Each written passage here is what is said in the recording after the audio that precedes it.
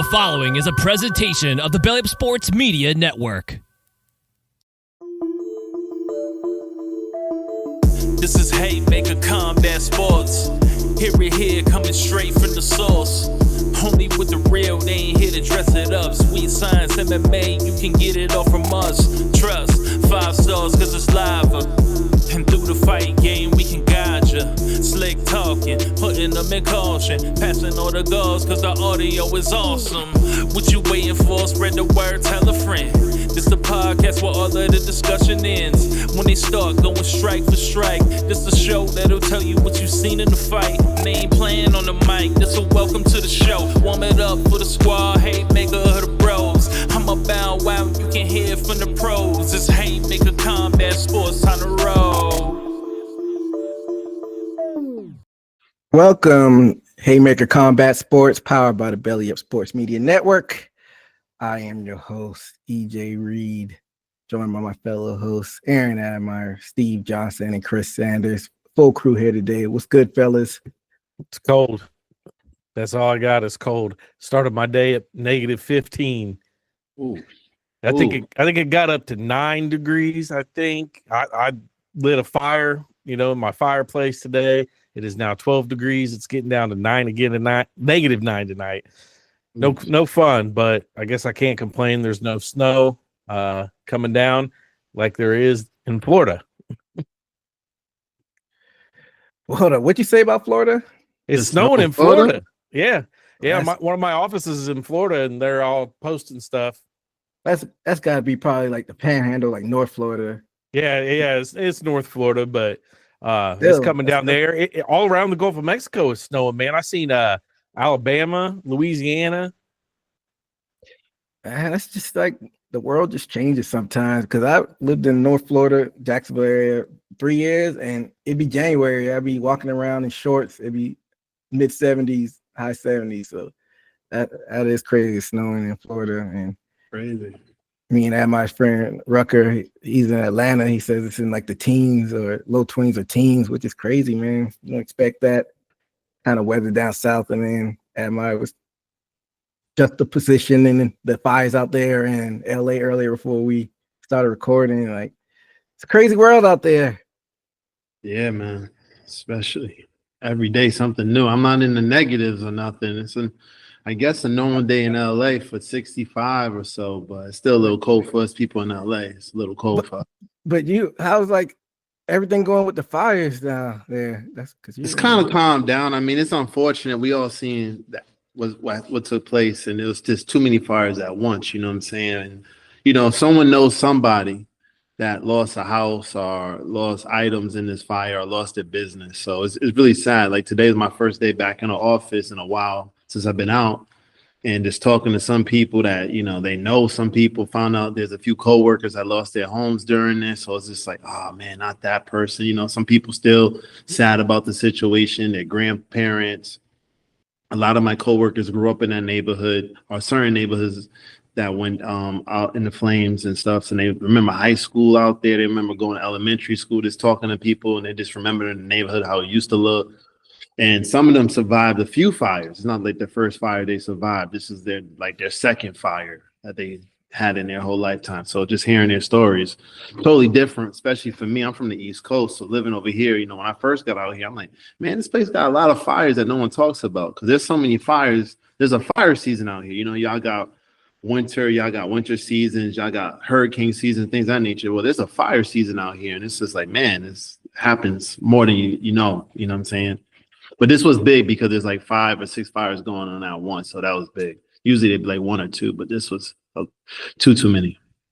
Yeah, and for some people who haven't been out there, it's just because like the weather, like you said, it's a fire season, and it's natural fires. So a lot of people don't understand like it's natural fires because of the foliage out there in the woods, and then things just spark off with like the heat, and then like you said, the fires just go off, which are unfortunate. And this is probably the biggest. Don't quote me because I don't know exactly, but it seems like these were the bigger ones that happened in the past 5-6 years or so, if I'm not mistaken. Yeah, it's one of my lifetime, I think. Since I've been over here for 6 years almost, and there's been fires. Like I said, I couldn't believe when I first moved out here, like how many fires. I'm like, wow, this place always has a fire. but they kind of could contain it in a certain region, but this one they couldn't really contain it. It was like, man, we just gotta let it go out by itself and just let it, hopefully it don't go too far. And that's kind of what they did, unfortunately.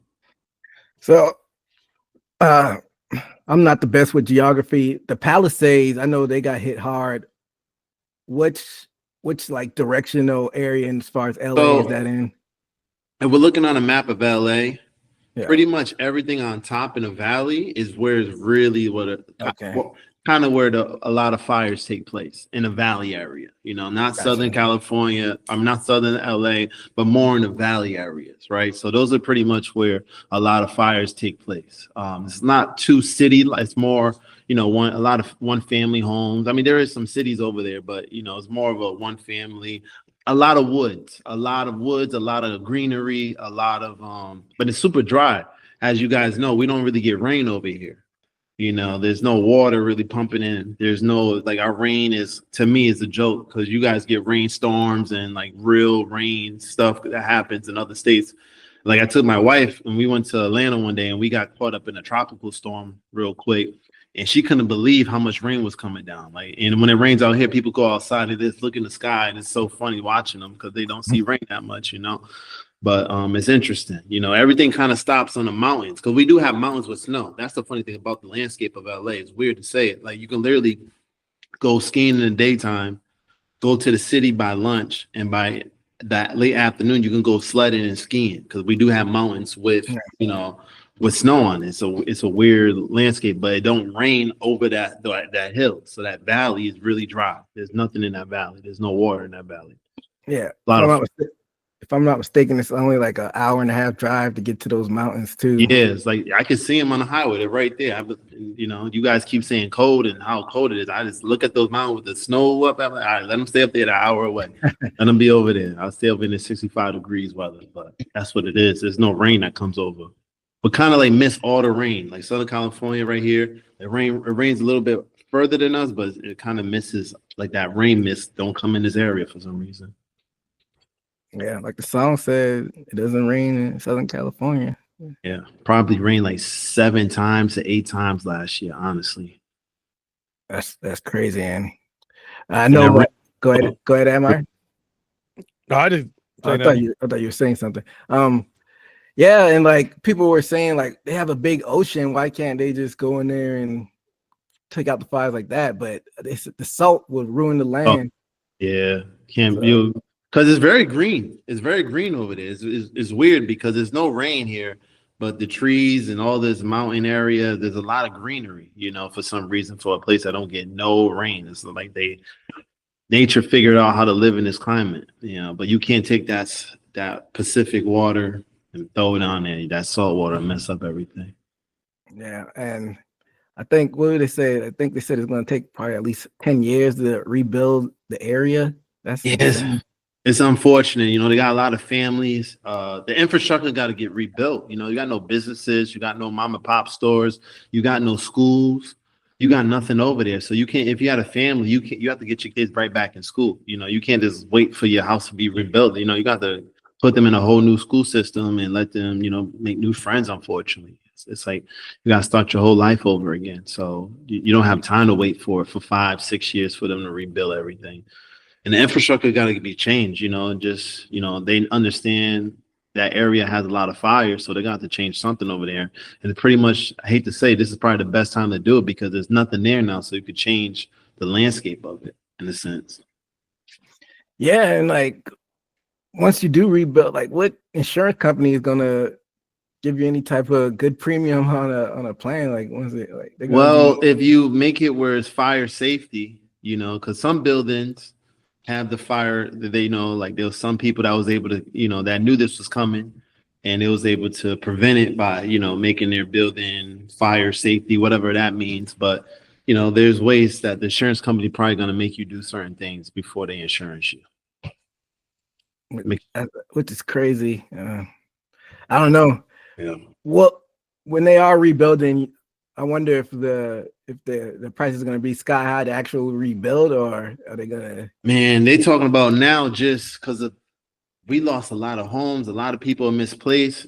those people are going to be looking for new rentals, new places to live. So we're already in a tight situation in the LA area. So now the rents and everything, they're expected to go up so much right now.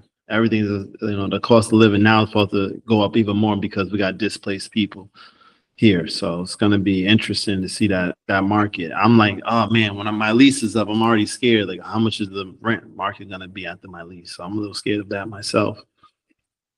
Yeah, hate to be cliche, but definitely thoughts and prayers go out to people out there, and hopefully they can get on track as far as rebuilding lives. It's definitely unfortunate to see what's going on out there, but it kind of ties in with UFC that we had this past weekend. They ended up running the card over there at the Intuit Dome, and I think that's Englewood area, isn't it?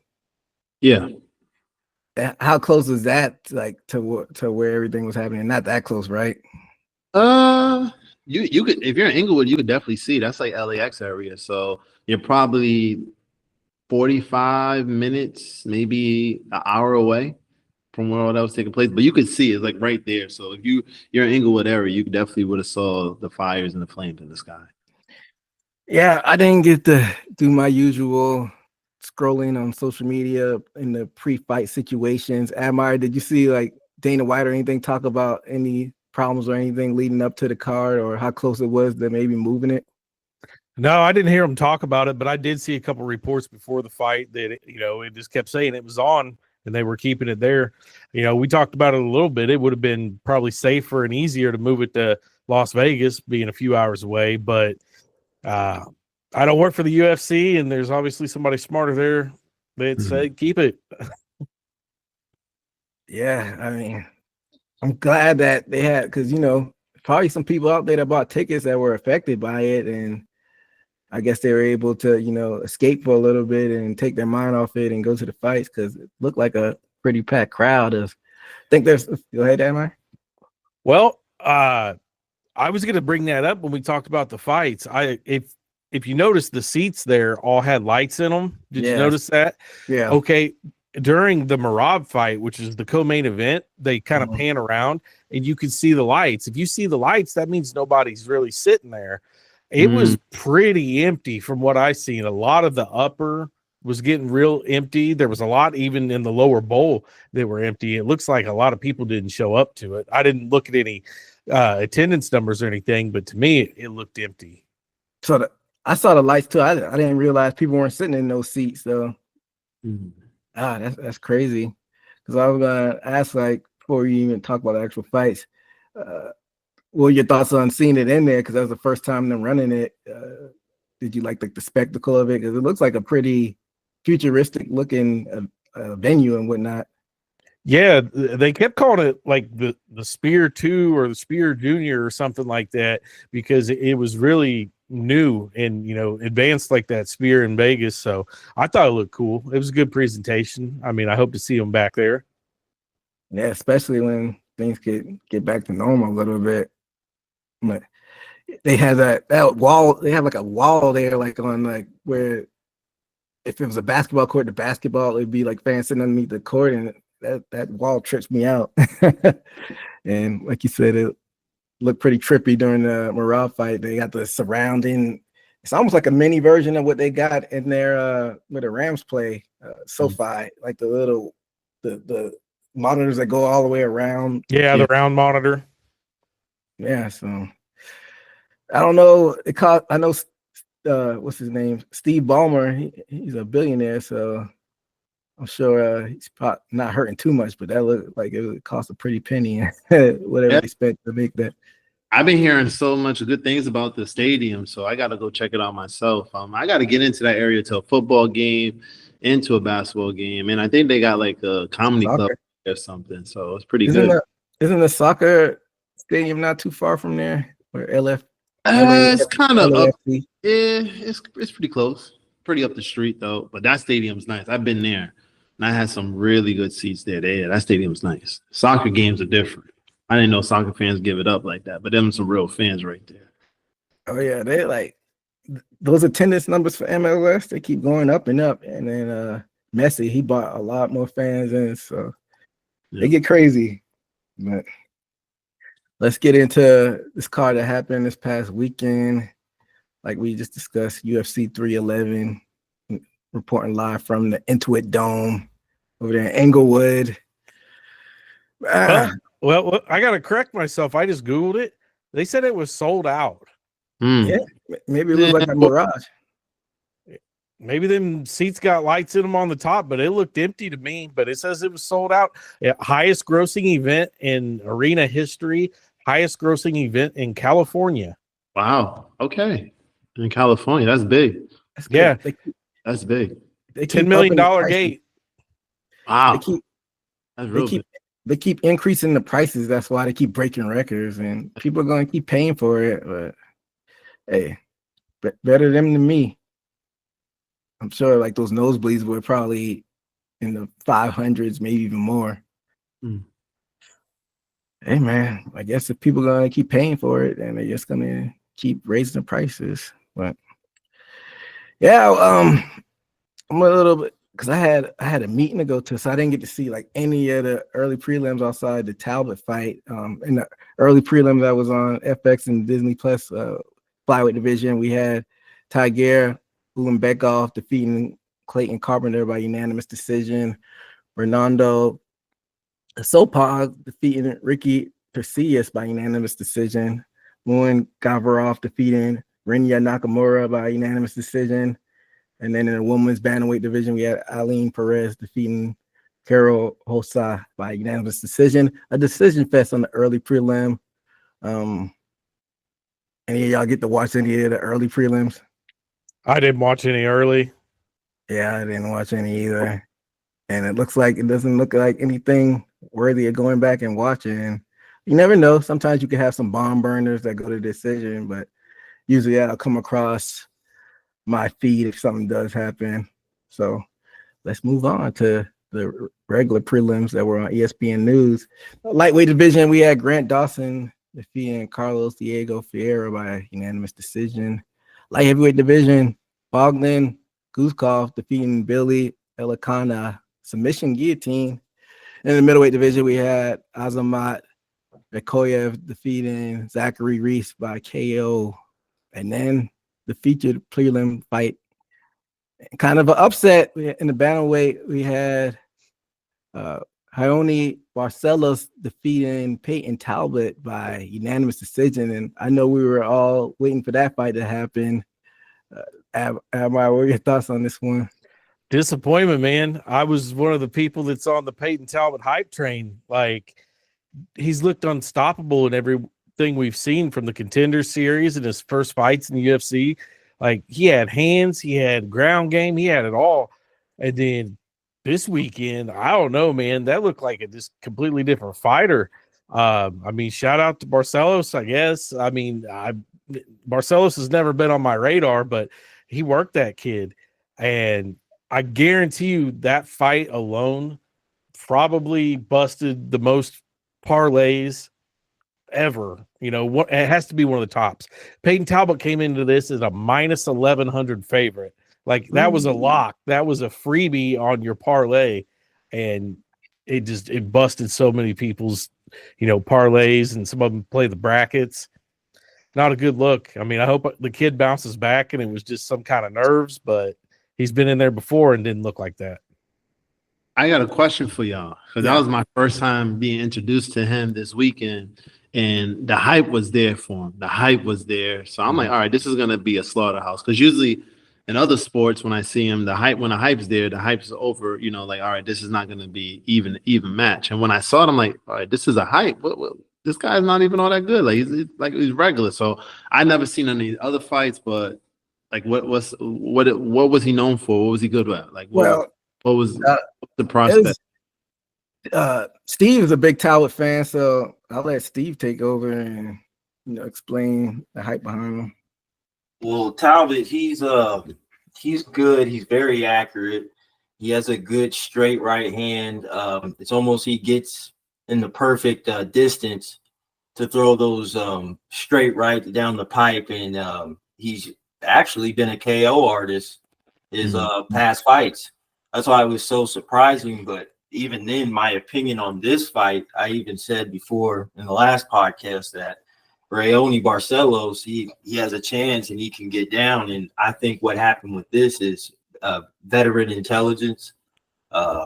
Like Admire said, he worked him all those rounds and even had enough energy at the end to contest with his striking, because as you saw that Barcelos took it to the ground a few times, which I think at the beginning was intimidated by his striking. But as Raoni Barcelos saw that he was slowing down and felt his power, I think we saw a little bit of what made Raoni Barcelos famous himself for. And I think he got a few strikes in the third round to just show his dominance and his veteranship over Talbot. Yeah, like Talbot, everybody's high on him, or was. I was big and high on him. 7 of his 9 wins are knockouts. So, I mean, and he was undefeated coming into this fight. He started out, he made his name in Uriah Faber's, organization out there on the West Coast. And then he got on Dana White's Contender Series and won there. So then he got his shot in the UFC. And then, his first 3 fights in the UFC were 2 knockouts and a submission. So, I mean, everybody was just high on the kid.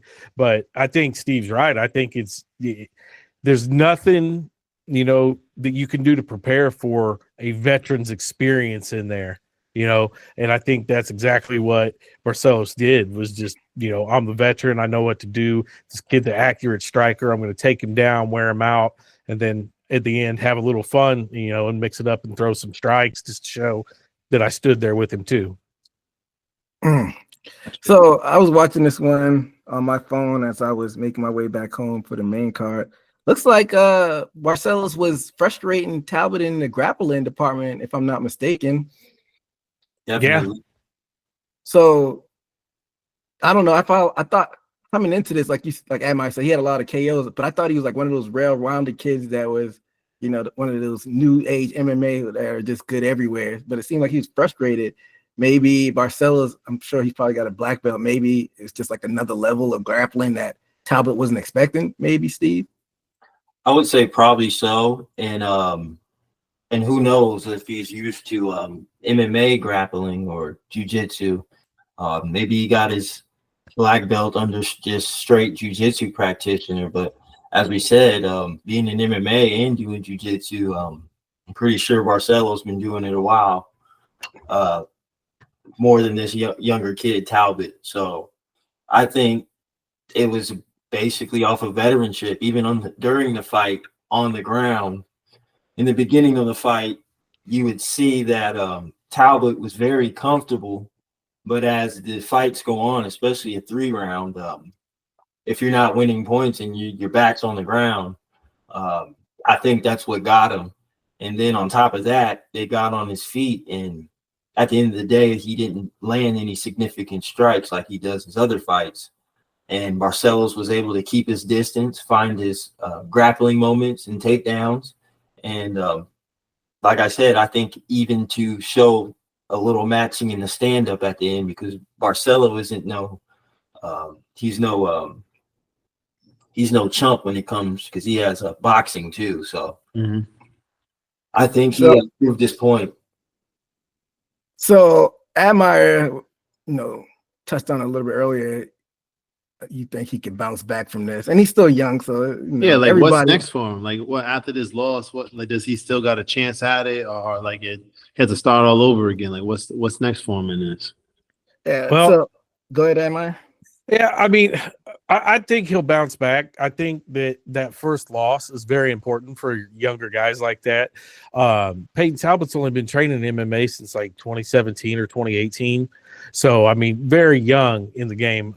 He did do some wrestling in high school and stuff, but I think that first loss kind of shows you where your holes really are and where you need to focus if you want to continue to move up.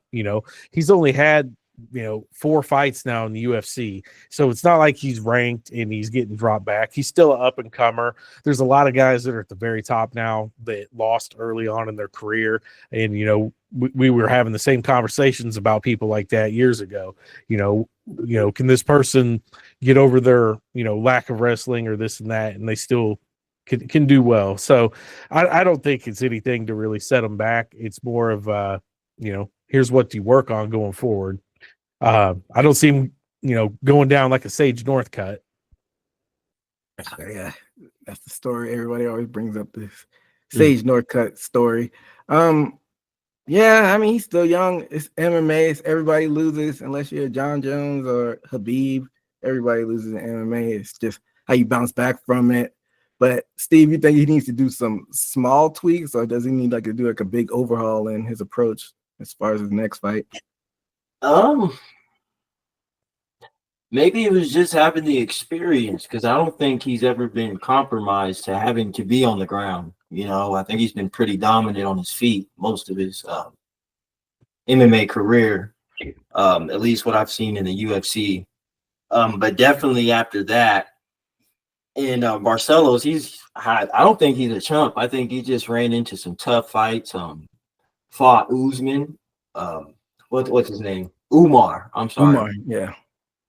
And got knocked out by him. So I think Barcelos was one of those talented people who just ran in tough fights, and now at the back end of the rankings, which was, I think, a good test, because if you can't get through Barcelos, which is one of the, out of the few people that are in the back of the rankings that aren't talented, Barcelos was. And if you can't get back Barcelos, I mean, Umar, who knocked Barcelos out. I mean, what are you going to do with Umar, who can wrestle and, has a little bit of stand-up? A kid can be talented, but you got to compare them to who's at the top right now. And with that performance, I don't think he even can get past a Umar who just lost. Yeah, and a title contender at that. So it's levels to, how old is he at? 26, I want to say. Talbot, 26. Yeah. So he's still got time. Yeah, they don't need to rush him to the top of the division. Just let it happen naturally. And who knows, if he gets some wins the next year or two, maybe they'll match him up with what division is that? It's Sugar Sean. Maybe they'll do Sugar Sean, and they both lanky dudes. They both Yeah, Peyton Talbot reminds me a lot of Sean O'Malley's style, but he just doesn't have the super strong takedown defense and stuff. But I mean, that can be learned. Sometimes it can be, which we'll get into a little bit in this first fight on the main card. But kid has time, don't rush it, and goes about the course the way he should, and he'll be able to bounce back. But let's move into the main card, fellas. The curtain jerk on the one to kick this off in the middleweight division. We had Rainier de Ridder defeating Kevin Holland by submission, rear naked choke.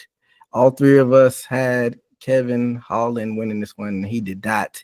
So de Ridder was able to get him down pretty early, and Kevin Holland looked kind of like a fish out of water and got ruled in the grappling department and got choked out. I mean, not really a whole lot to this one. What are your thoughts on this one, Amar? Yeah, he got took down and he couldn't do anything with it. I mean, he just laid there.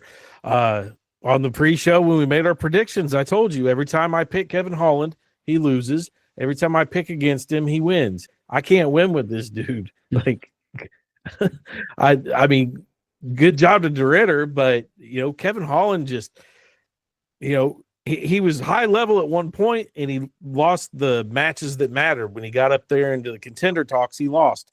And then he kind of got knocked back to journeyman stuff, and he'd win some, lose some. And now it's like, man, I don't even know what to think about him.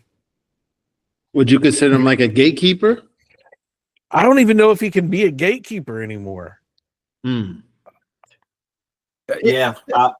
Go ahead, Steve.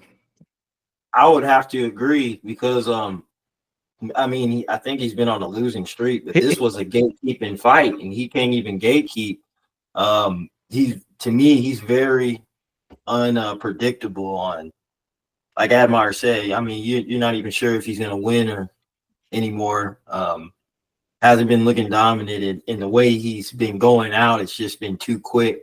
It's not high level, I would say, professional MMA the way he's performing anymore. Yeah, he's lost 4 of his last 5. Oh yeah. Yeah, that's tragic. What were your thoughts, Chris? Well, throughout the night, just watching someone get on the ground, I was always feeling like, oh man, they gotta get out of that submission or any type of grab. Because usually when you got someone on the ground like that, kind of can't get out of it. And this situation was kind of the same way. I didn't see him getting out of it. Not knowing his background, but just seeing the losses under his belt and looking at his record, I didn't see he was going to survive this fight or get out of it, or he showed me anything that he was going to be victorious out of it. So that's why I asked, is he like a gatekeeper? Because I just saw his record. I'm seeing him fight someone that's pretty much up and coming that has a good, decent record. So I'm like, all right, is he like a gatekeeper to the next level? Like if you beat him, then he's like, you can go past him or something like that. Like you got the gates are open for you. Like people can look. Yeah, so I would consider Holland as a gatekeeper. That's not a good loss for him. So like Amar was saying, this might demote him on even like the gatekeeper level. But he's the fun fighter where the UFC could call him anytime they need somebody to fill in, and he'll fight anybody, anywhere. Like even before the fight happened, he was on Rampage's podcast talking about fighting Rampage. They on the spot. They were kind of going back and forth, with each other. I think they were playing around for the most part, but both of those guys got a screw loose, so they might actually try to fight each other, but I digress. But yeah, like he's one of those guys where like he'll go on a fighting winning streak where you're like, okay, so maybe if they need somebody to sub in for the middleweight title, they could throw him in there really quickly. But then he goes on these losing streaks where like that's a stretch now. Like if we're in a tough space, we don't know if we can even fill you in to be like a quick replacement, like we'll talk about when it comes to the main event. But yeah, that's not a good look for him, and he's a lanky guy, so maybe that comes into play when it comes to getting off the ground. But a lot of the times when he gets taken down, like he doesn't really know what to do down there. And I don't know if you could teach a old dog new tricks at this point. I think he is what he is at this point. You shake your head at, man.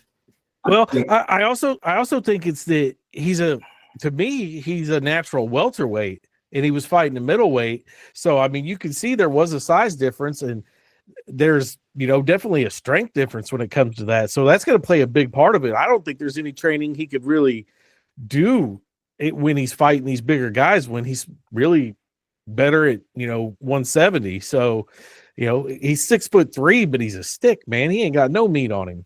Yeah. And like go ahead, Steve. I think they even said, the problems with weight cutting, he didn't want to deal with it in his promotional before, they fought, when they introduced the fighters. Another one of my opinions on him is I think one of the reasons that got him to his stardom today is his knockout against Jacare, and that was a highlight moment.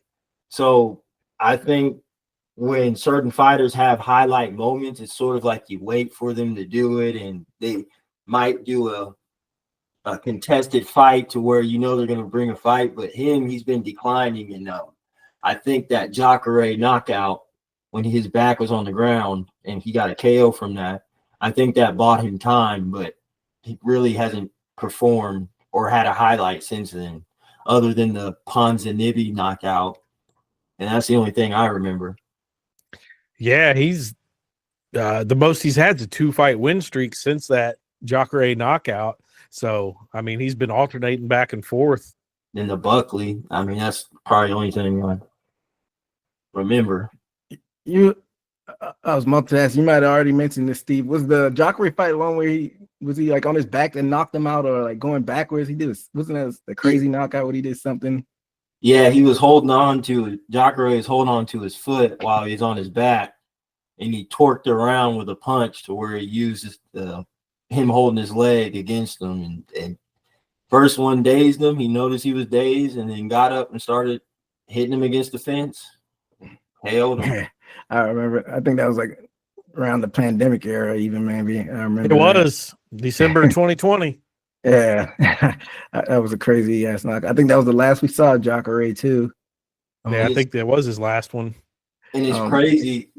That's why I love the involvement of MMA, because back in the day, Joe Rogan, the commenters, they would say you shouldn't hit off the back when you're on the ground. You shouldn't hit people when your back is on the ground. And we're starting to see people slice people up when their back's on the ground and do effective striking. And he did a creative knockout to where, fight by fight, we see these fighters to where I'll give Kevin Holland credit. You can sort of tweak or evolve MMA because that was a unique knockout to where they say you shouldn't strike when your back is on the ground. And he got a KO doing it. Yeah. But even like, what does this win even do for the Ritter? Because like Admire, you were saying he's Holland's not even a natural middleweight; he's a welterweight, and Ritter's not even ranked. So that win doesn't really even do much for the Ritter, does it? I mean, maybe a little bit. I mean, since they're not in the top 15, I don't know exactly where they were, but I got to imagine that they're both somewhere between that 15 and 20 mark. They want to, say good job to Ritter, match him up with Michelle. Herrera. Yeah, he's one of those fun fight guys you could always throw in the pickle. But I guess we got to see. I mean, I'm sure Holland, knowing him, he'll take a fight next month, so we might be talking about him again soon. But yeah, I think I just seen something about Kevin Holland that a few years ago he had the record for most fights in a year because he had 5 fights in 1 year. Crazy. Yeah, I don't know. That's crazy. Yeah, I don't know if anybody. I mean, Chris, and when you're an amateur boxer, like some fighters some amateur boxers fight like 10, 15 times a year, though, but that's a little bit different. Now, on a weekend, you can fight that many times, but it's just on the pro level, preparing for somebody. I just, on this level right here, just to have 5 fights, it just seems like I can see 1 a quarter, but 5, you're like, unless you got a quick knockout and you're knocking people out, then it's easy for you. But these fights don't seem like you're just knocking everybody out here.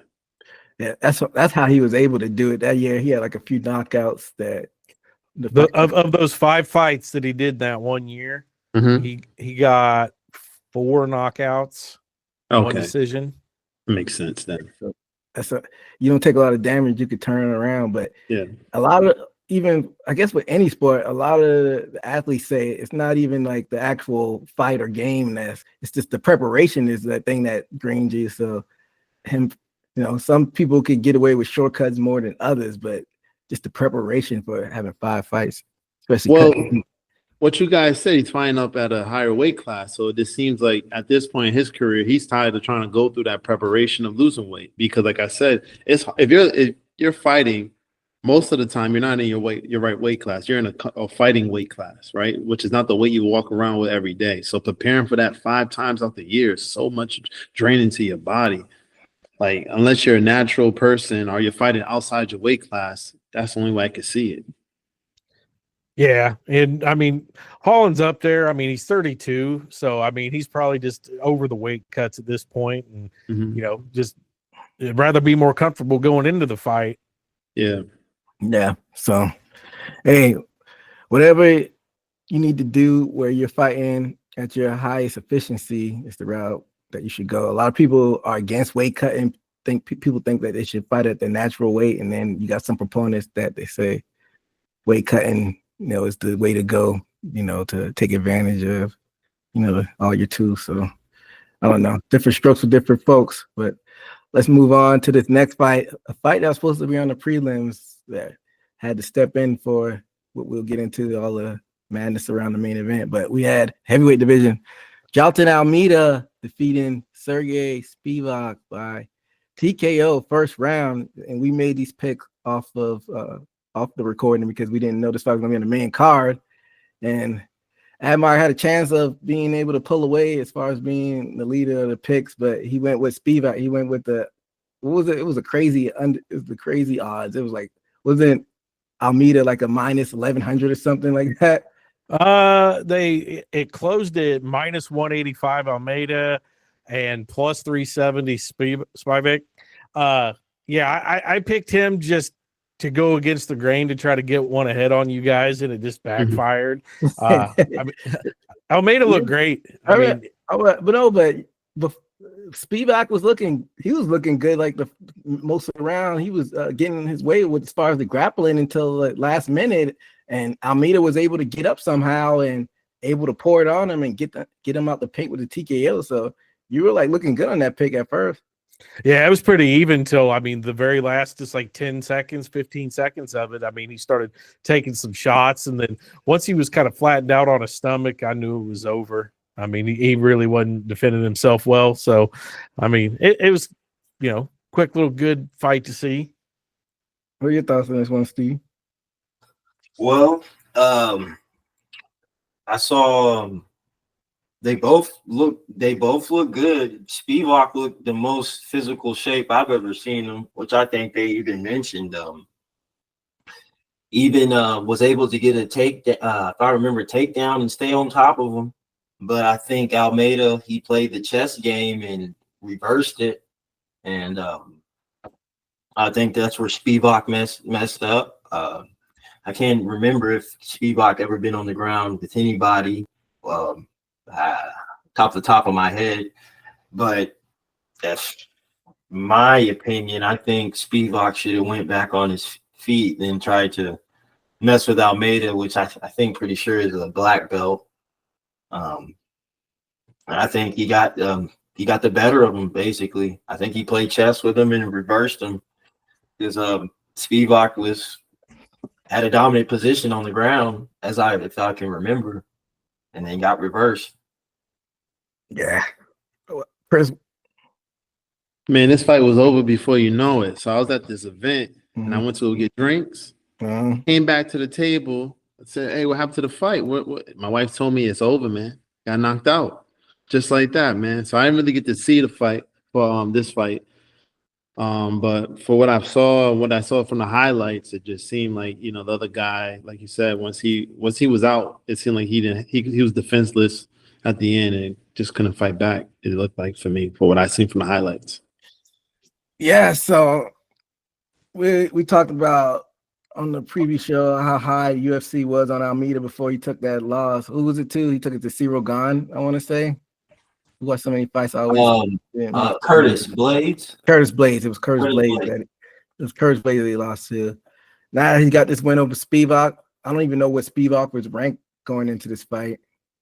I don't know if UFC has updated their rankings since we first had our other show. So it looks like, I don't think they had them updated because it looks like Spivak is at 7 and Almeida is at 6. So looks like no movement as far as that goes. So what does even beating somebody who's ranked below him really do for him, Admire? I mean, they were ranked very closely together. I think that maybe they'll give him a bump up a spot just, because of recency. But other than that, I wouldn't be mad if they don't move him. I don't know. For what's next, though, I mean, they've all kind of fought each other. We're going to have to probably see it get a run back with somebody. He's already fought everybody up there, I believe. Yeah, I think this whole division is like kind of on standstill until we see what happens with the champion, John Jones and Aspinall. Until that fight gets made, I think kind of everybody's kind of just on standby to see what happens. So they're gonna have to open that checkbook out and pay John Jones. Because they like how much is he asking for? $30 million is what I heard. Ain't no telling, but Admire's probably somewhere around that ballpark. 30. Yeah, he's in a position where they have to pay him if they want to make the big money, so he can kind of call out his number. It hasn't been officially announced or anything, but I mean, Tom Aspinall's hitting at it, saying that he's actively in training for the biggest fight in history. So I would expect it to happen. I mean, it's what everybody wants to see. I think, everybody learned from the Francis Ngannou thing. We're not going to get to see all those big fights that we wanted, and how much, we didn't know it was going to be that big of a letdown when it actually happened and he moved to another company. So I think that the UFC knows how big this could be, and they can't let Jones just walk. Yeah. And this like, boxing, like people get paid 100 million with Floyd get 200 for the Conor fight. They don't pay like that in MMA. So him getting 30 million would be a big deal. I think the most they had on the book was Conor. I think they before the points were involved, like the pay-per-view points, I think he may have gotten 2 million, maybe 10. I can't remember. It's been, I know before he came back, it was not in the double digits as far as his like base pay, but I think maybe he got paid somewhere in the 10 to 20 million range when he came back against Dustin Poirier. So yeah, they're stingy with the money. But what I would say about UFC compared to boxing, at least they make more of those fights happen. Yeah. Unlike, that's the sad part about boxing. They don't make those fights happen. At least UFC, we can talk about people's legacies and more of those fights are being made. So yeah, I guess that's the difference from you actually having an actual league, which the UFC is, and boxing. It's just a bunch of commissions with a bunch of different promoters. So I think that's why we're able to see the fights, because if you sign the UFC contract, you got to fight or they'll cut you. If you don't fight, so they'll cut you. So, and it's the biggest league as far as MMA goes. So there's no really other places you could go to. I mean, PFL, but we've seen an example lately with Francis Ngannou. They don't really have anybody else for him to fight. So even the second biggest league, it's not really a lot of high competition as far as the higher weight classes. They got some competition, even though they don't have bigger names in the lower weight classes like in PFL. And there's some news with the GFL. Admire sent me. They signed a bunch of fighters with big names. So once it gets closer to that, we'll probably talk about that more when they had their first show in April. But yeah, UFC is the cream of the crop. So not a lot of other places to go to.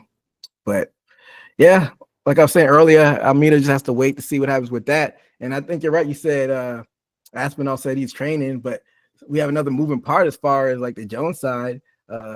They just announced Alex Pereira versus Magomed Ankalaev. I think that's at 312 or 313 maybe. So that's an opponent that Jones wanted to face because he wanted to have kind of like a super fight and is trying to duck it. I think it was just a tactic that he wanted to just to negotiate with the UFC, talking about fighting Pereira because I mean Pereira, he's been like the it guy last year, but it's not like he's been defending that belt like 5-6 times in a row where it'd be like a super fight based on hype, just because he's one of the hot names that would be a hyped up fight. But we all know how that fight would probably go because Jones outweighs Pereira by a lot.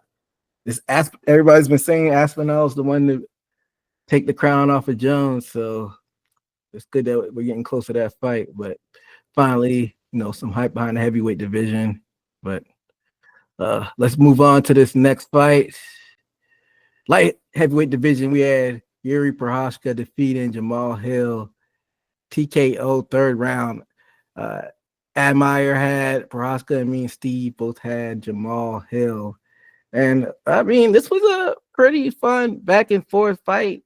That first round, I thought Hill, he wasn't in serious danger, but he got knocked down. He definitely lost that first round. And then in the next round, he bounced back. He was catching Prochazka with some good shots on the feet. And I think going into round 3, it was 1-1 in my opinion. But Prochazka took over in that third round and was able to hurt Hill and eventually got him out of the paint later on in that third round. And yeah, it was a fun back and forth. What were your thoughts on this one, Admire? Yeah, I had round 1 for Jerry. I had round 2 for Hill, and then so tied going into the third. But I said it on the pre-fight show. We made our picks. I said that Jerry has those crazy angles, kind of like Alex does, and that's kind of what caught Jamal Hill all those times and swelled his eye, and then finally led to the knockout. Is Jerry throwing those weird angled shots? For Hill, I kind of feel bad for him. I kind of don't. He talked all that shit and been chasing Alex ever since that loss. And now he just lost this. So, he's eating a lot of shit. But Jerry, I don't see Jerry going higher than he is now. He leaves his hands down way too much, man. a good striker like Piera or anybody with some decent boxing is just going to piece him up. And we've seen it before. I think Piera beat him twice last year. Yeah, because I think Prochazka had to fill in for Ankalaev, I want to say. So they fought pretty close in proximity as far as both of their fights. So, yeah. I don't see Jerry really getting to the belt level just because he keeps his hand down so much. Like, it's insane how much his hands are down. Well, if he doesn't get back up there, at least he already won the belt before. He's a former champion, so can't take that away from him. But what were your thoughts on this one, Steve? It's funny you say that because although that's how he incorporates it in his style, like you said, somebody that has something at least prestige, which Pierre did in boxing, you're going to get caught. And I think why Jiri thrives a lot with his style, because like you said earlier, he has those angles, and when he has those angles, he can get those shots off to where Jamal Hill, he was overextending a lot. And when you can make those angles, you can kind of cheat like Roy Jones and get those angles to where normal boxers couldn't. Jiri looked very sharp, because Jiri, I feel like, has this style to where he needs momentum to build up, and you keep on going, and the momentum gets deeper and deeper, and he just thrives off those in the damn phone booth boxing moments, like in the phone booth, which he brings out almost every KO that he's had. He did it with Jamal Hill, and I think he overextended on a hook, and I think Jiri slipped to the side and came with a short, straight left, and then I think a right hook after that, and then dropped him. Jamal Hill always, even in his previous fights, overextended, but I think gotten away with it because he was the taller person, and the strike got in there. But it's gotten him into troubles with Piera and obviously Jiri. But saying that, what I've Admire say, Jiri better work on putting his hands up, or work on extreme quick, being a lot quicker with looking out for that left. Is because that's how he got caught with Piera, is his style, like with what he's got away with Jamal Hill this past Saturday. Chris? Just looking at the fight, both of the people's defense was just giving me anxiety the whole time. I was catching anxiety the whole time. With Hill, I wasn't just looking at the records, I was like unsure that Hill should even be in there. I think he only has 14, 15 fights altogether. Yeah, going against someone that has double the fights. So I didn't know if Hill should have been in there in the first place. Like that. That's what was throwing me off the whole time watching it. And I just felt like, from my eyes and where I was coming from, I feel like the other fighter just figured out Hill at that point. I think he just timed it. I think everything was just figured out by the third round, and that was just it for him. You could just time everything and see everything, because, like I said, the defense was on both guys was giving me anxiety, and I just couldn't believe. I can't pronounce the other guy's name. Jiri. Let's go with Jiri. How many wins he got just fighting like that? Because I'm watching this again. This is my first time watching him fight at this level. I'm like, who's he beat like this? Like, I just couldn't see the fights. But when I'm looking at the records, I'm like, is he fighting guys always under him? Like, what's going on? Like, with lesser records? Because I just don't see that at a high level, that defense going as far as that. So you do bring up a good point. Jiri does have a lot more fights than Jamal Hill, but Jamal Hill definitely deserved to be in that, because he's also a former champion. Both of these guys had the championship belt, but Jiri definitely has a lot more ring time than Jamal Hill. But yeah, maybe that's something that we didn't even pay attention to, that how much more fights. Well, maybe I didn't, me and Steve, because we didn't pick Prochazka, that Jiri has a lot more actual experience in there, even though it was like some other organizations in the UFC. Because I'm looking at Jamal Hill, this is fight, because he was a Contender Series guy. Seems like he's been in the UFC longer than he has been. He had, his debut on the actual card was in 2020, like right before the pandemic. But he's already been a champion, and he's had like what?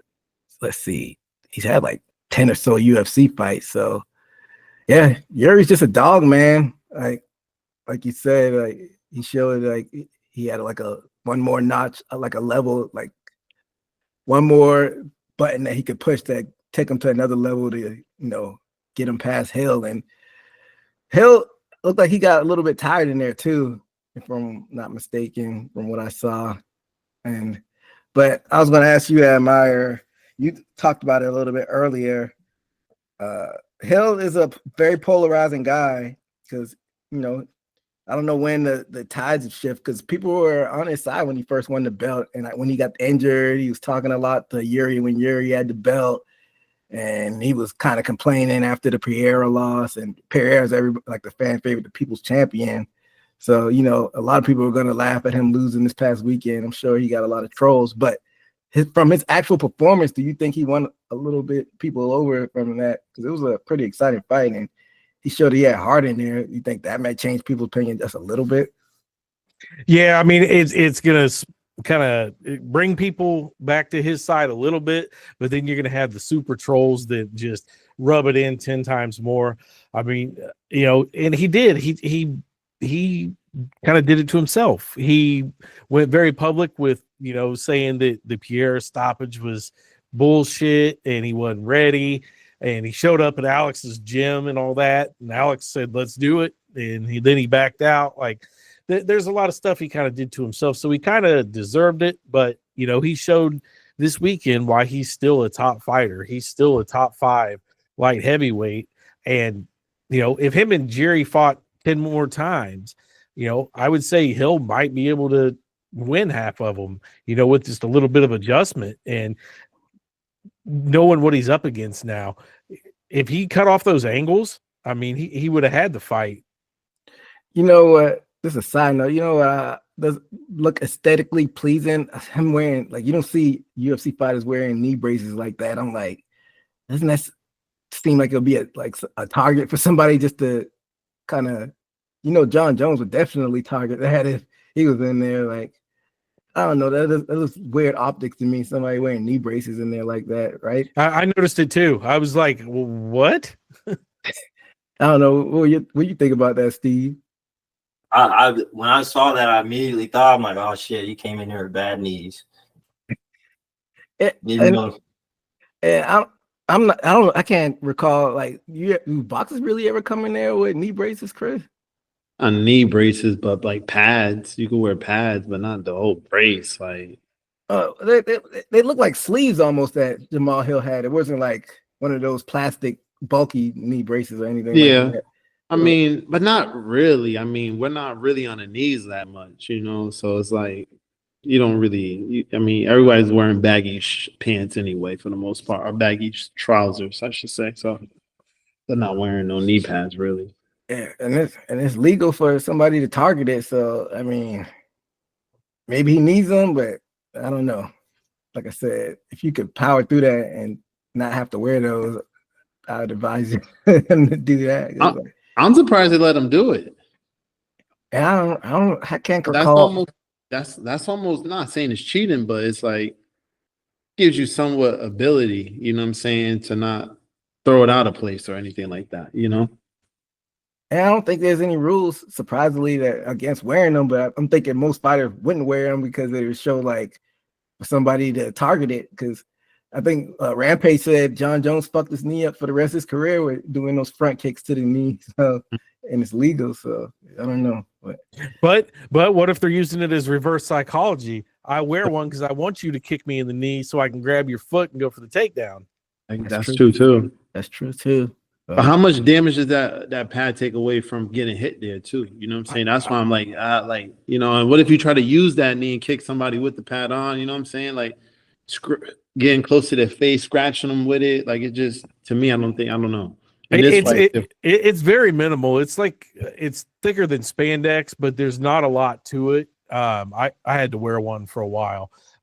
It's maybe an 1/8 inch thick. So it's a little bit of padding. I don't think it would hurt the person getting kneed. I think it would be a disadvantage to the person wearing it because, I mean, it would soften the knee a little bit. Mm. Well, for points, I'm guessing if you're trying to get the points and you're trying to get all this, if you're not hurting yourself by kicking somebody and you have that pattern, then maybe you use that to your advantage as well. I don't know. There's different angles. Yeah, it's a lot of different possibilities, but either way, it didn't help him this past weekend. But you were talking about it earlier. No really other routes for Yuri to go after this win. I guess you think he just has to wait it out. The winner, Magomed Ankalaev and Alex Pereira, I guess, and maybe try to get another rematch. But how could you even vouch for him to get a third fight after him getting beat pretty handily by Pereira twice? Yeah, I mean, kind of got to wait and see what happens. I think Ankalaev is going to win that fight, but that'll give Jerry a fresh fight. But the UFC is putting a lot of faith in Alex, so I think even if Alex loses that fight, they're going to give him an instant rematch with Ankalaev. So Jerry might as well stay active and just he's kind of he's fought most of the guys up there. He just have to run it back. I don't think it would be good for him to stay stale and sit on the shelf. And then, where will Hill go after that? There's still a few people Hill could fight. He's not a bad fighter. He shouldn't get knocked all the way back into like the 10 to 15 range. Well, they already got the ranking. He only dropped one spot. It's him. He spot with Jan Blachowicz. Blachowicz is 3 and Hill is 4. Yeah, and I mean, Jamal Hill hasn't really fought a lot of people in the light heavyweight division. I mean, he fought Glover, Thiago Santos, Johnny Walker, and that's the only real OSP. That's only the real big names that he's fought. So I mean, there's plenty of room up there for Jamal Hill to fight people.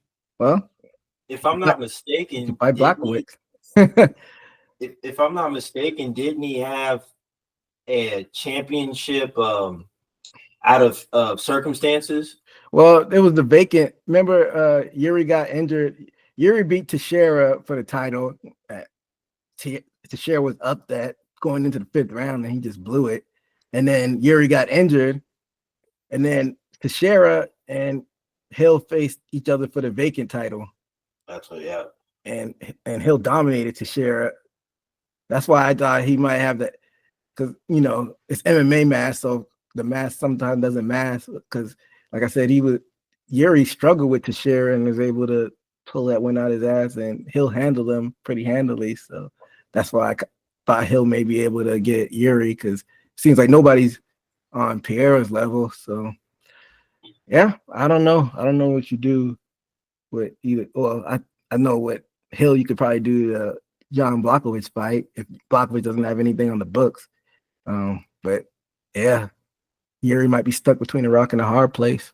But I guess we'll have to wait and see what the matchmakers do after that. But let's get into this co-main event for the undisputed bantamweight championship. We had Merab Dvalishvili, the champion, defending his belt and defeating Umar Nurmagomedov by unanimous decision.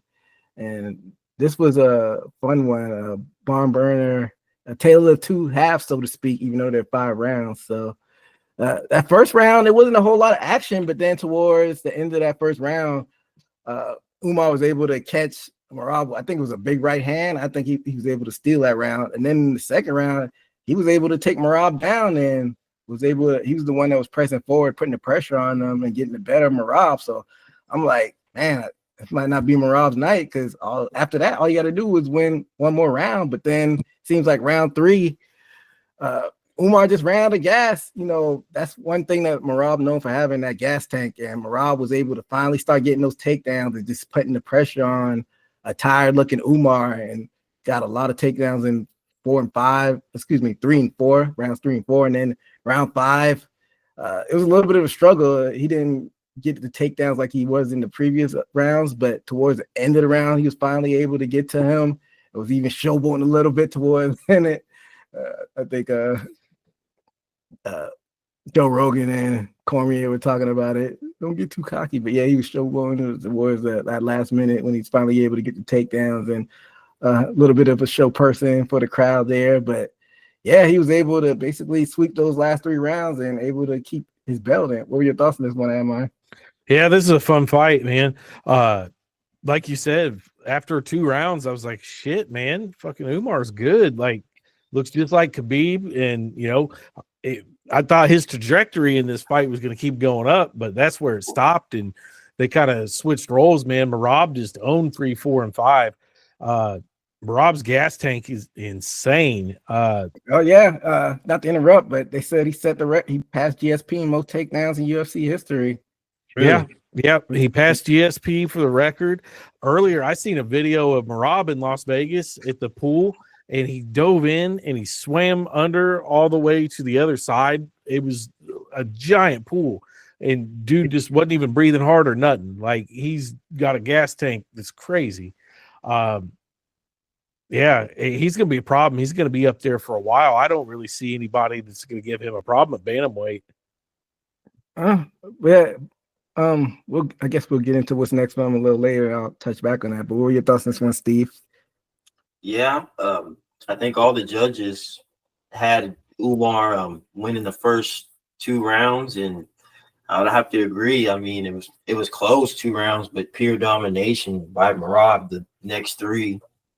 Like I said, showmanship. I mean, you can tell the skill level, and this is a Nurmagomedov. Like, as far as this generation, it's probably they're on their way being the next Gracies of the last generation. With jiu-jitsu got popular, they're kind of having their own run, and Nurmagomedovs are pretty famous in the MMA world.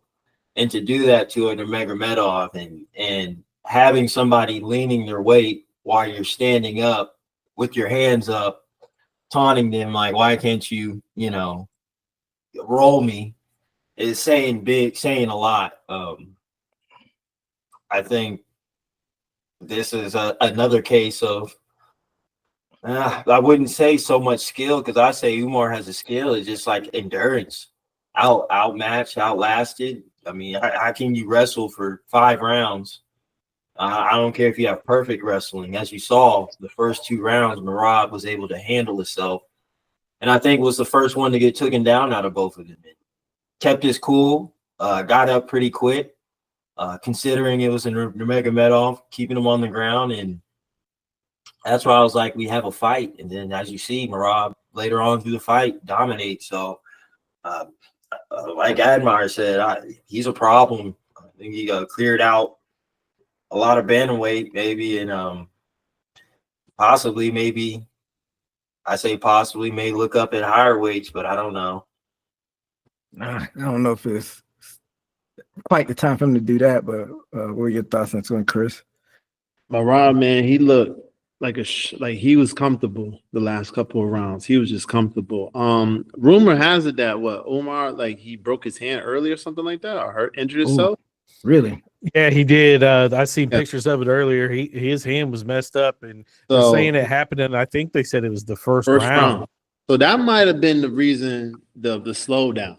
That pain and whatever he was going through for the first round. After that, he probably couldn't keep up. He was probably just in his mind trying to survive, or just trying to make it better than what it is. So I don't know how true it is. I didn't see the pictures. I didn't see if his hand was swollen or not, but that's just a rumor I got pretty much later in the night that, the guy broke his hand in the first round. So that kind of made sense to me on why, the fight kind of went one direction at the end, and a lot of showboating and things of that nature from the other fighter. So that's why I saw it as. Yeah, that's y'all broke news to me. I didn't realize he's reported to have a broken hand. That's crazy. He was able to power through it. But yeah, like Admire was talking about earlier, Marab's gas tank is crazy. And then when I first noticed his gas tank being on another level, is how he's able to basically dominate Peter Yan, who was like kind of the boogeyman in the bantamweight for that period of time. And he was able to do what he wanted with him. And I think it was like, if it wasn't for him and Funkmaster Aljamain Sterling, he probably would have been champion a lot sooner because they vowed not to ever fight each other because they're teammates. And Aljamain had the belt so long down there at bantamweight. Who knows how long he could have been reigning for as the champion. And yeah, I mean, we always, hindsight is always 2020. So he might get beaten his next fight where you're like, yeah, his brain wasn't that lengthy or long. And, you have other people out there saying, we knew he was going to lose next, even though, they probably didn't predict that. But as far as we can see now, it's not really anybody for him to face, I guess, at bantamweight. But what do you do with him from here, Admire? I mean, Merab, there's a couple fights for him there. Corey Sandhagen, Figueiredo, Marlon Vera.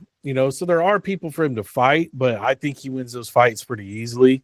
My true hope is he keeps the title, cleans out the division. I want to see him move up and fight Topuria. Him and Topuria, I think there's a 1-inch height difference. There's 10 pounds between their divisions.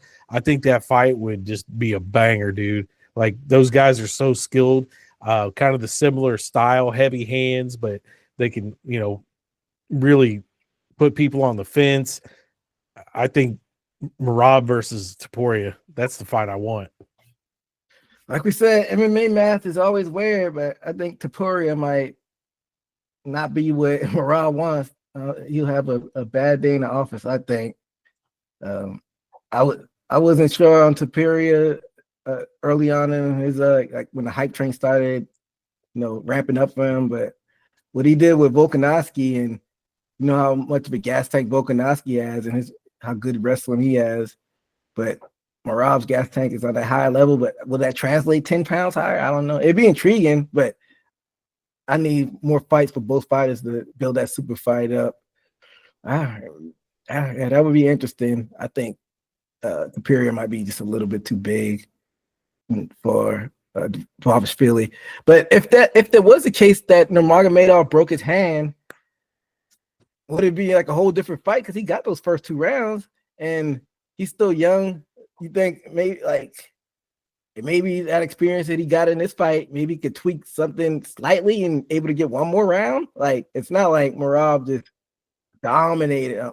He came on those last 3 rounds and he was getting stronger and stronger, but he still lost those first 2 rounds. Like, think a couple more wins and Umar could get that title, Admire?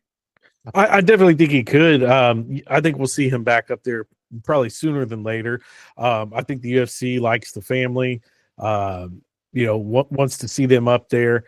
So I wouldn't be surprised if one more win and he's back in the conversation. I think it probably was due to his hand, because you can really see that drop off this happening.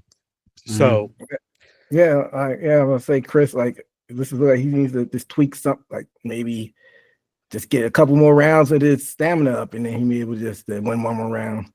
Well, going off an injury and you still fighting out the fight and not losing badly, like getting knocked out or being submitted, like you can only go off of that, right? So that's kind of a win for him. Like, imagine if he only in his back of his mind is like, yo, imagine my hand wasn't broken, how this fight would have looked, So I don't think he'd lose any confidence for losing this fight. Yeah. Good for him. I think this is like, all right, I can fight hurt. I could fight through the pain. I could fight through this. So I think it only made him stronger as a fighter. And, this doesn't come off like, if he lost and nothing happened to him, he didn't get injured, then it's like, man, I lost to this guy. This guy's better than me. But I don't think he's like, this guy's better than me. I think he only thinks in his mind, hey, I only lost to you because my hand was broken. I was beating you for the first 2 rounds. Like, I had those 2 rounds. So only imagine I could have got you. So. Yeah. What do you think, Steve? I can say that because I can say out of all those positions he was in, he didn't accept the position and he got out of it pretty much of it. And if he did that with a messed up hand, I mean, we're talking about grip, wrist control, all this stuff that involves. He didn't have his tools with him, which is I think is a big part of their. Sambo system that they do use, wrist controls, I think it hindered him a lot in the cage. Now that he mentioned that, Yeah. I don't even know if that's something that he should have disclosed. He probably should have just, people say, especially in sport MMA, you bring up the injury after the fight. It looks like you're making an excuse if you lost, but if you won and you brought up the injury, it just makes you like a bigger warrior. So I don't know. He should have probably maybe not mentioned it, but that's like he's still young, and that like Amar was saying, that family is just known for going out there and just being dogs out there as far as the grappling department goes. So he'll definitely bounce back. So whatever. I think he has like he might have 2 fights to get back maybe in title contention, and he'll be right back there. So you just gotta wait and see and wait for things to play out. But let's get into this main event. In the lightweight division, we had Islam Makhachev defending his belt against Renato Moicano. And this fight was not the fight that was supposed to happen. It was supposed to be Islam versus Arman Tsarukyan. And what was it? The day before, it was Friday, they announced that he was out. Yep. Due to a back injury. And I don't know. Do you know any more details on how this back injury happened so close to the fight, Amar? No, I heard something about that. It was during training. It was a back injury while cutting weight, but I mean, I don't know how you injure your back cutting weight. Maybe training, or I hope not, but maybe the weight cut was hard on him and he passed out and hurt his back. I don't know. I haven't heard the specific details. That's it. Back injury while cutting weight. And Steve, I think I broke the news story out to Steve. I think he wasn't even aware that Moicano stepped in the main event before I texted him. What research did you did after I told you about that, Steve? well, from what I hear, I guess from doing my research, they say Armand denied it, but I guess they say what's her name, Nina Drama, who does. She's for people that don't know, she's the social media. I don't even know what you call. She's a reporter, but she kind of hopped on the scene. Like 2023 is when I started seeing her in my algorithm. Some people say she's an industry plant, but she gets all the interviews with a lot of the UFC stars, and she does a little bit of thirst trappy stuff, but it works for her because she has a lot of numbers. But yeah, I saw the story. They were blaming her. I saw her come on. It was like a Twitter video that came through my feed, and she was like defending herself. I didn't even know that she was getting blamed. And even after I saw her video explain herself, I didn't go back and see why people were blaming her. So maybe you could go into detail, like why were people blaming her? Well, I didn't look too much into it, but from what I think, how they go in and talking to the fighter, and like you say, she does her thirst trappy stuff, and I think she may have jumped on his back or something. I think they didn't show the footage or something, but I think that's what happened. And that's what they say that happened. Well, the video, she was explaining how I saw a video. Okay, the video where she was kind of explaining, she didn't apologize, but she was explaining how she wasn't the reason he was injured. They had a video spliced with him like doing some, like if he was doing a wrestling warm-up where they spin on their back and go round and round. So I'm guessing they were saying that she jumped on his back, that something that wasn't on camera. Yeah, or something. I did see that where he was spinning around, like, to me, from last time I saw that was Mike Tyson, going in a circle on his neck. I can definitely see how he probably could have jacked up his neck doing that. But as far as the Nina Drama, I think it was just one of those skits to where showing them MMA moves or their skills. I forgot what type of what UFC calls those type of promotions for the fighters, but I think she ended up doing something or jumping on her back, and they ended up in his back and ended up not showing that footage of that injury. That's the rumor. Yeah. So I found an official statement from him himself, and he said everything was good until Wednesday after training. I went to sleep and I started to feel my lower back. Couldn't sleep all night, and I thought something happened. Painkillers didn't help. Next day, thought I was going to be good. After the press conference, I started my weight cut. I was doing the bike, and in the moment, my back started to hurt, and I couldn't move. I just laid down. Yeah. Wednesday, he's starting to do his weight cut. He says everything was good until Wednesday after training. So, I mean, that tells me it sounds like training. It said he had like 6 pounds to go in his weight cut as of Thursday. Oh, geez, he's not in shape. Like, didn't he go to the ceremonial weigh-ins on Friday? I think he was out by then. Out by then. So I think he didn't show up for the official weigh-in, and that's when people started worrying because he was like the only person to not weigh in. So yeah, by that time, trying to cut 8, 7, 6 pounds 2 days before. That's crazy. You got to be like 4 to 3 pounds by that time. Says his weight cut was going as planned. He had 6 pounds left to cut before he went to bed Thursday night.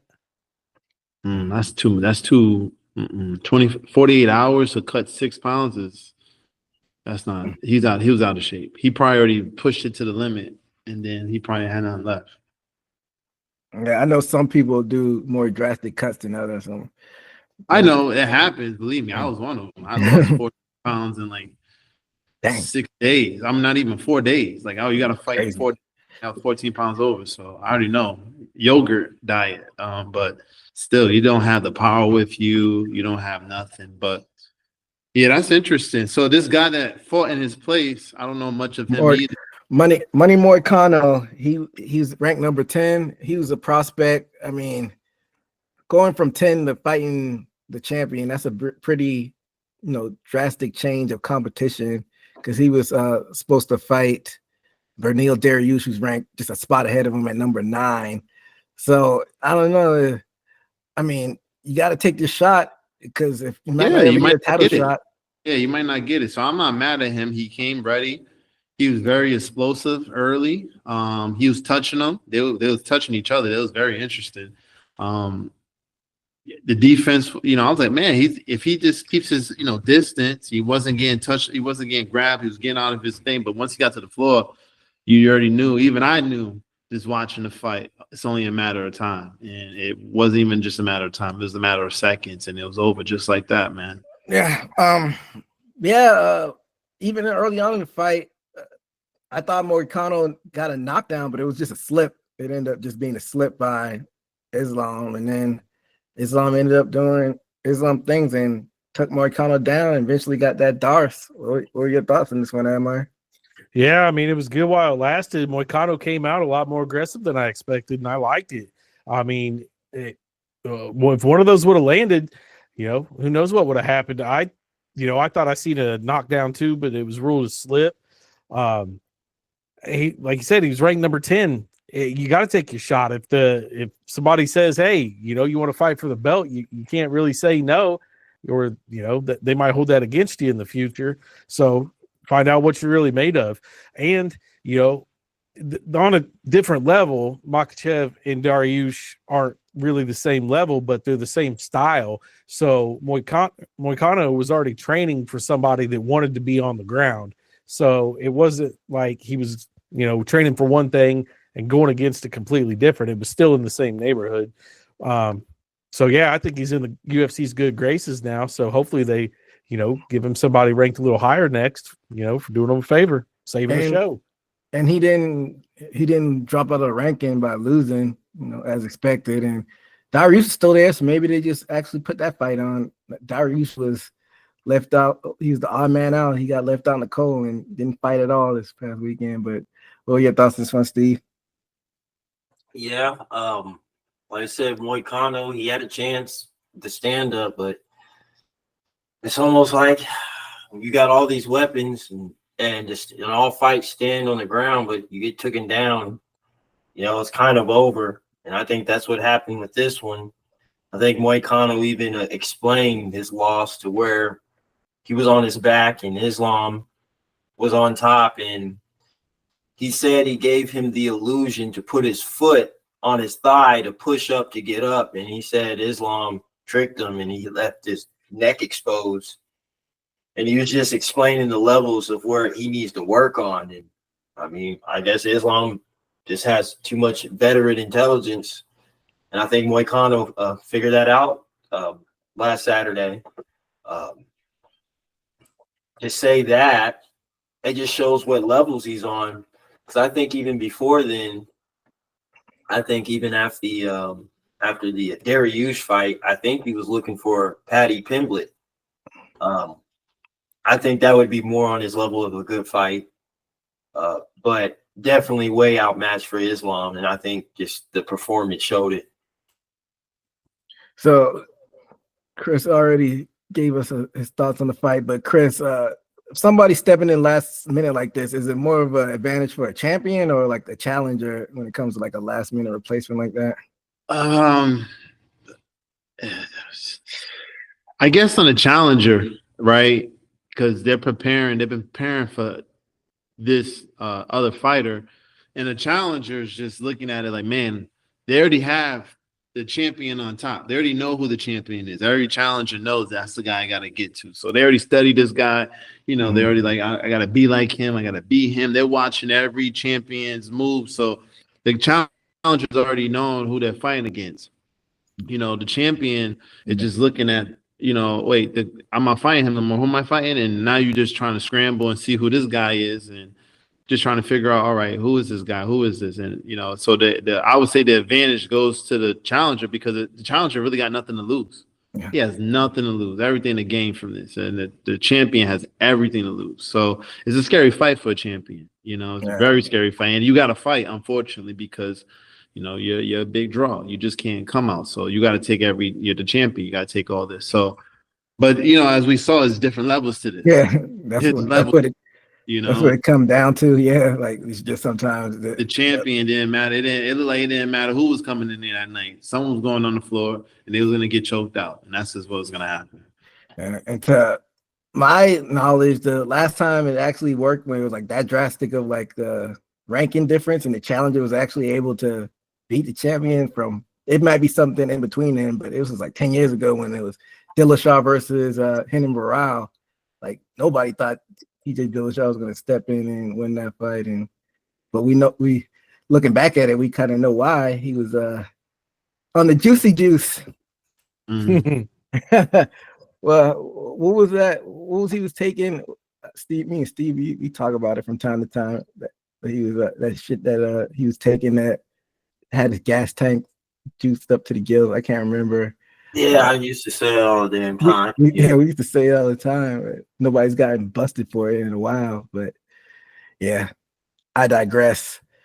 But I think Islam probably has more of a problem with finding challenges than Merab does. Like we were saying, it's a few people that Merab can face, but who does Islam really get paired up with? Everybody always runs to him fighting somebody in a weight class above. We have Bilal's gonna face Shavkat. I don't think they have a date set for that, so there's still stuff for him to do at welterweight. Islam definitely wouldn't go down. Well, they were talking about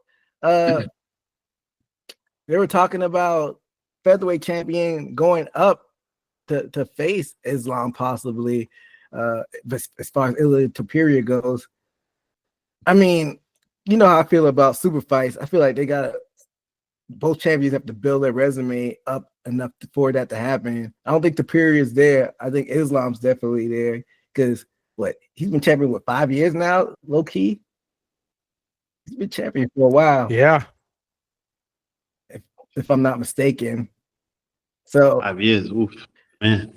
Yeah, so like I said, up he doesn't have a challenger that's built their resume up, and down he doesn't. So where do you even go from here, Amar?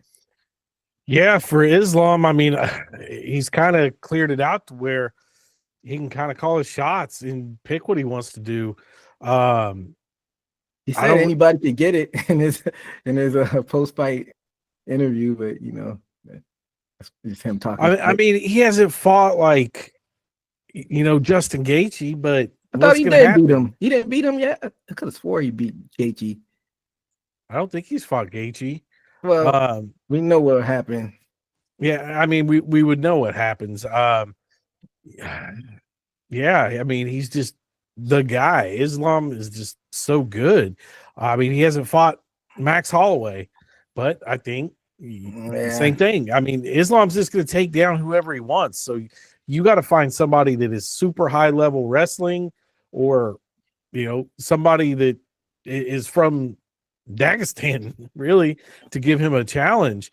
I think that him moving up would probably be his best interest, but I don't think that's the best interest of the welterweight division. I think Makhachev beats Muhammad or Leon Edwards. Yeah, so I overestimated how long he's only had it for 2.5 years. He got it in October 2022. So I mean, but he's defended it. That's his fourth defense, which is kind of a good bit of defenses. And he beat Volkanovski twice. Poirier was like the one that, all right, Poirier was like let's see if he's the real deal. Volkanovski's a featherweight, and he beat Poirier pretty easily. So, I mean, he still could circle back around and do the Sarukian fight like he was supposed to, actually, now that I think about it. Yeah, I mean, other than that, I mean, he's going to have to move up or let Poirier get a couple wins and move up. But, yeah. Like I feel like it's like kind of stagnant as far as like new blood, because we got the guys like Charles Oliveira, the Poiriers, but they're like kind of up there in age. Like I don't feel like UFC isn't doing a good job of elevating some of these, Gen Zers up there that can maybe try to vie for that belt. Yeah, they need to in the lightweight, because if you look at that, the top 10, I mean, it's mostly the older guys. Like you said, Poirier, Holloway, Gaethje's been around forever. Hooker's been around a while.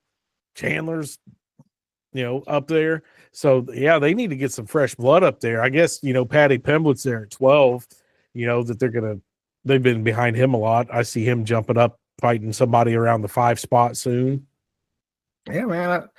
Us millennials are getting long in the tooth, and that's like basically everybody that's in the top 15 as far as lightweight goes. Like, I'm guessing, Steve, I guess the Sarukian fight would make most sense. That's the only person that can challenge his wrestling and keep up with him, honestly.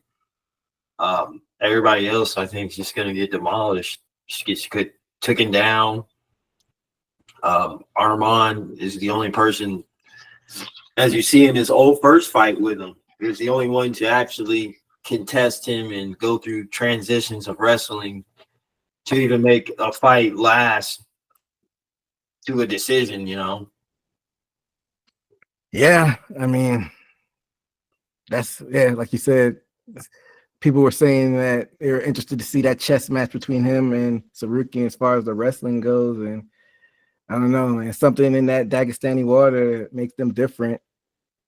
Yeah, we just saw his not his cousin, but his teammate fight through that broken hand, and we know how Habib got down when he was active, and got Usman over there, the champion in PFL or Bellator. I don't know what's going on if they finally combine, but yeah, good problems for Islam Makhachev to have as far as his next opponent. But yeah, overall, all in all, this is a pretty fun card. They were able to throw in Moicano for that main event, so they were able to save that. What we have coming up next month, we got 3/12. Is that in Australia? Well, what we got going on is we have a little break here, and then we have 9 straight weekends of fights starting February 1st. Hey, so yeah, there's a lot of fights coming up. February 1st is a fight night card on Asanya. 3/12 is the next weekend, DDP versus Strickland. Fight night, Cannoneer. There's a lot of big ones coming up. Cejudo's doing a fight night. Yeah, typically he don't do shows for these fight nights, especially the previous shows. We I'll recap the fight nights every now and then. It's a big one. That Adesanya seems like that'll be because you got MVP on there and Rosenstruck. Yeah, we might have to do a post-fight show for that one. You got Saeed Nurmagomedov. That's over there in Riyadh too, to Saudi Arabia. Man, that fight kind of just snuck up. You got to do. I might have to do one for the Stylebender, and MVP's on there too. Yeah, MVP fighting Shara Bullet, dude. That's gonna be a banger. Oh, MVP's he's gonna be in trouble with that one.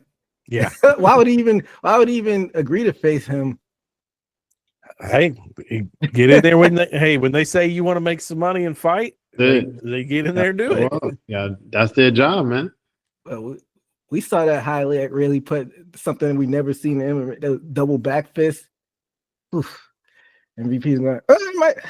Sometimes MVP is weird. Sometimes he can make the fight boring if he likes to play around and dance around, but then sometimes he'll go in there and actually scrap. I think Shara Bullet's gonna make him force him to fight. That's next weekend. I mean, not this weekend, the weekend after next.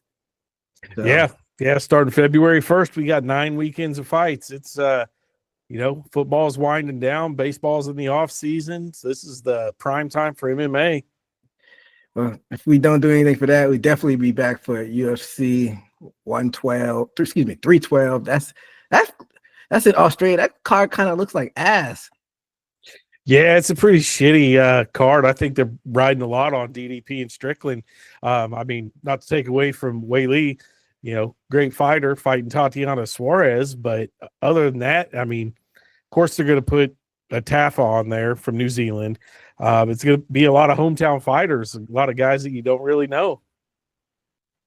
That's what they back on, leaning on people from over that side of the globe. But I feel like the fight night, I'm more interested in the fight night than the 312. And I hadn't even looked at the boxing schedule, and I hadn't really seen anything on the horizon as far as boxing goes.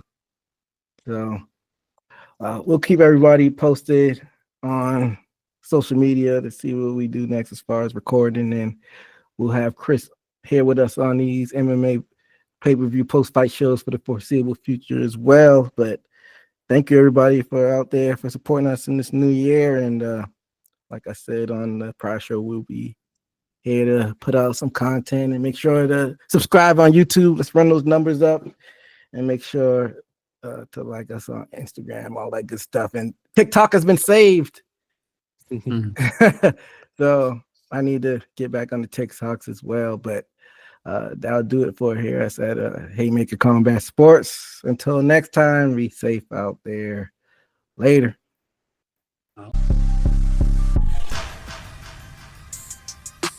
Hit the takedown, ground and pound, that was from the top. Heel hooking on one platter, leave you in the knot. Pound for pound, been the greatest. Sitting on the top, man, I'm laughing at the fools who think they come.